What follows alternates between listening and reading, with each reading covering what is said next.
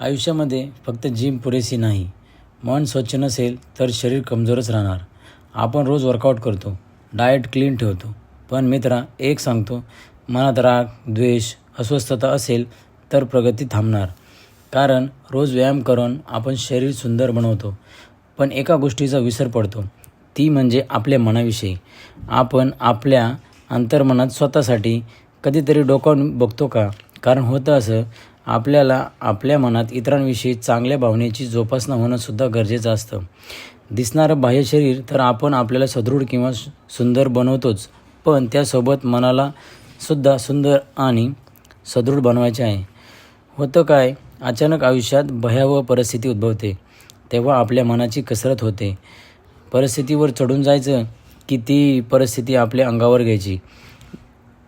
या उलट मन सदृढ आणि खंबीर करून परिस्थितीची संयमाने सामोरं जायचं. आणि अशा गोष्टी त्यालाच शक्य होतात ज्याच्याकडे मानसिक संतुलन करण्याची गोष्ट असते, किंवा ज्याला मानसिक संतुलन जमतं. आणि मानसिक संतुलन ही काही एका दिवसाची गोष्ट नाही. शरीरासाठी जशी आपण रोज मेहनत घेतो, त्याप्रमाणे मनाच्या सुंदरतेसाठी किंवा संतुलनासाठी अध्यात्माची सवय लावून घ्यायची. शारीरिक मेहनत, आध्यात्मिक शक्ती येणाऱ्या काळात ज्याच्याजवळ असेल ना, तोच या दुनियेत योग्यरित्या यश संपादन करेल.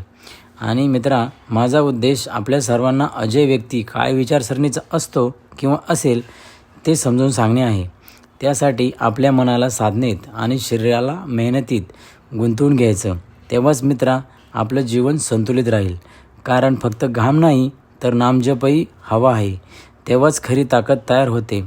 आणि सर्वात शेवटी एकच सांगतो, देह शिकवतो शिस्त, अध्यात्म देतं दिशा.